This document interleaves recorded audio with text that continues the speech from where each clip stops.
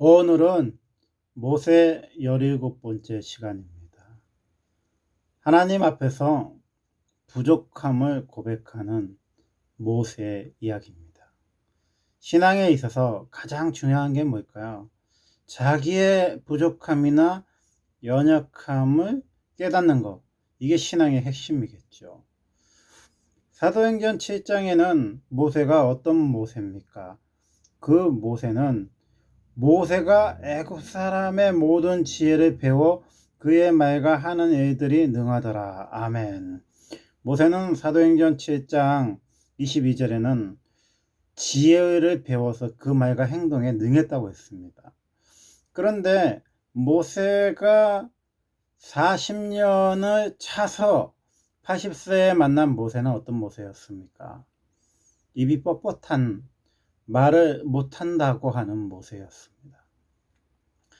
모세가 말을 더듬었다, 혀가 짧다, 말에 재주가 없다, 이렇게 보는 사람들도 있지만, 말과 행동에 능한 모세가 갑자기 말을 더듬고 말을 못했을까요? 하나님 그러시죠. 말을 못하고 잘하고 벙어리가 되고 하는 거 다 하나님 주권 속에 하나님 만들었다 이야기합니다.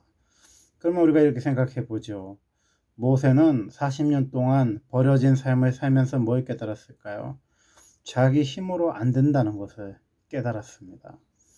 우리가 경건 생활을 하다 보면 한 가지 드는 착각이 있는데, 내가 기도를 많이 하고 성경을 많이 읽고 또 주님 앞에 머무는 삶을 살면 내 힘으로 뭔가를 할 수 있을 것이다. 이런 생각을 하는 사람들이 참 많습니다. 이런 거 있잖아요. 목사님들이 설교 준비를 참 많이 하시는 분들이 있잖아요.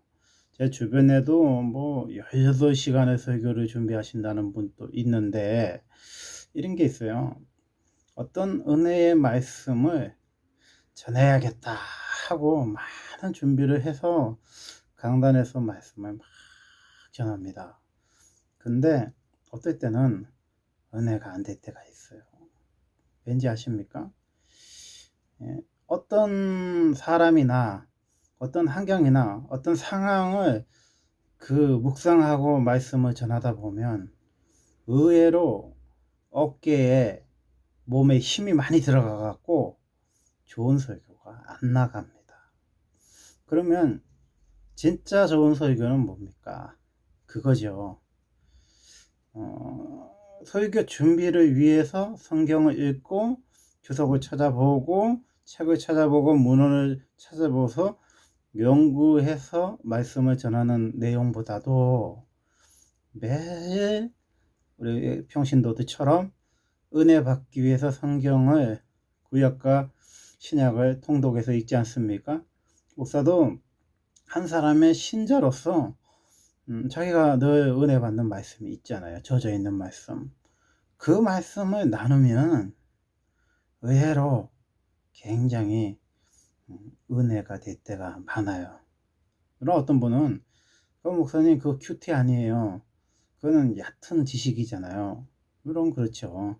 깊이 설교 준비를 하는 거하고 성경을 읽고 묵상을 하는 수준의 말씀하고는 차이가 있을 수도 있습니다. 그럼에도 불구하고 내가 누구에게 은혜를 끼쳐야지, 내가 누구에게 이 말을 하면 이 사람의 은혜가 되겠지 하고 하는 것보다 오히려 자기 자신의 은혜 받으려고 묵상을 했던 말씀을 나눌 때가 굉장히 은혜스러울 때가 많습니다. 그게 몸에 힘을 빼는 거거든요. 때로는 그래요.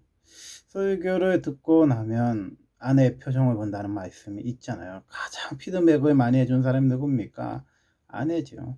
또 어머니 계실 때는 어머니가 해주실 때도 있는데, 때로는 설교를 하고 나서 주님과 또 깊은 독대의 기도를 할 때도 있어요. 내 말씀을 예수님은 과연 어떻게 들으셨을까? 그럴 때 있잖아요.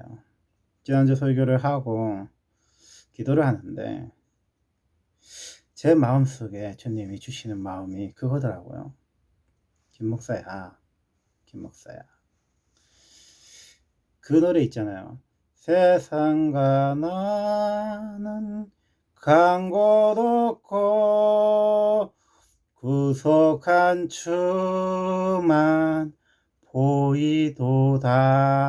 이거 어떻게 보면은 정말 좋은 설교가 뭐냐 그거죠.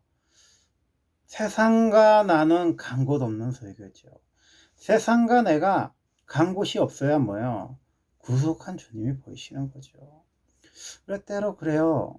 너무 잘해 보이려고 하면은 어떤 사람을 경영하거나 상황, 환경을 묵상하다 보면 사람에게 맞춘 설교하기 쉽죠. 그런데 내가 은혜 받으려고 듣다 보면 내가 깨진 설교, 내가 그 설교를 준비하다가 눈물이 젖을 정도로 은혜가 되는 설교, 또 말씀을 전하다가 또 내가 은혜를 받는 설교, 또 전한 말씀을 녹화해서 들을 때 또 내가 은혜가 되는 설교, 이런 설교가 좋은 설교 아닙니까? 그래서 사실은 주님이 원하는 거는 이스라엘 백성도 아니고 두령도 아니고 아론이나 미디안 같은 그런 형제 자매도 아니고 또 우리가 싸워야 할 대상인 바로도 아니고 하나님이 긴 40년 동안에 수도 없이 다루는 대상은 저지요. 나의 그 연약한 모습을 주님이 다루신다는 거예요.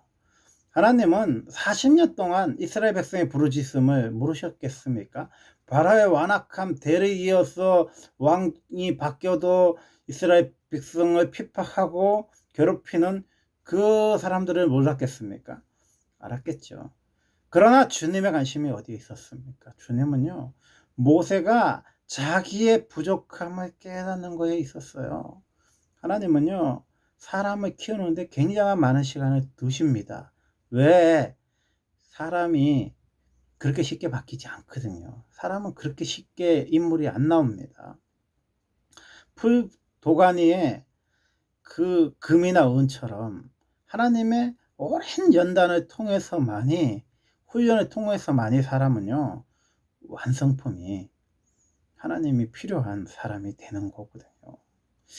제가 오늘 또 이렇게 우리 딸을 아침에 일찍 일어나서 학원에 태워다 주는데 그 아파트 주변에 보면 그게 있거든요. 그 도토리 나무가 있어요. 이제 지금이 도토리가 이제 떨어지는 시기인데 은행도 떨어지고 도토리도 떨어지고 대추도 떨어지는 시기인데 그 도토리를 줍는 아저씨 아줌마를 가끔 봅니다. 그 주워서 도토리 묵 써먹으려고 그러시겠죠. 근데 제가 느낀 게 뭐냐면 도토리가 땅에 떨어져서 주워서 어느 세월인지 모르지만은 묵을 써먹는다. 그럴 수 있겠죠. 뭐 가끔 심심해서 저도 도토리 몇 개 주워 본 적이 있는데 그게 뭐 언제 떨어질지 모르고 뭐 비바람 불면 많이 떨어지기도 하지만 그래서 그 많이 모아야 되니까 줍다가 포기한 적도 있는데 어쨌든 뭐 많이 주워 가지고 묵을 써먹는데 답답하잖아요, 어떻게 보면. 그래서 가끔 보면 그 도토리 나무를 발로 차는 분들이 있어요. 그러면 도토리 떨어질 수 있겠죠. 그리고 또 어떤 분들은 손이 닿는 부분을 가지를 비틀어서 도토리 따는 분들이 있어요. 그러면 가지도 상할 수도 있고 나무에게도 안 좋잖아요. 우리가 사실 그런 인생입니다. 횡단보도에 그 빨간불이 켜져 있는데 막 지나가는 아가씨들, 아줌마들 보잖아요. 그렇습니다. 그거 뭐 어떨 때는 10초, 어떨 때는 30초인데 그걸 못 기다리는 거거든요. 그 나무가 도토리를 뱉어내서 떨어질 때까지 우리가 기다려야 되는데 그 기다림의 세월이 우리에게 약합니다. 그래서 뭐요? 인물이 나지 않을 때가 참 많죠. 말씀 맺도록 하겠습니다. 그렇습니다. 모세는 자기의 부족함을 깨달은 거예요. 베드로가 예수님 만났을 때 배에서 고기를 잡았을 때 뭐라고 했습니까? 주님, 나는 죄인입니다. 나를 떠나세요. 그렇게 말씀했죠. 주님으로 보일 때 우리는 부족함을 깨닫습니다. 그럴 때 또 한 가지 우리가 행하는 실수가 뭐냐? 나는 이래서 못 갑니다. 나이가 많아서 못 갑니다. 늙어서 못 갑니다. 입이 뻣뻣해서 못 갑니다. 주변이 없어서 못 갑니다. 우리는 하나님의 일을 할 때 핑계를 대잖아요. 그때 주님이 우리에게 요구하신 게 뭡니까? 십보라의 이야기처럼 피난편이죠. 우리가 연약하고 부족합니다.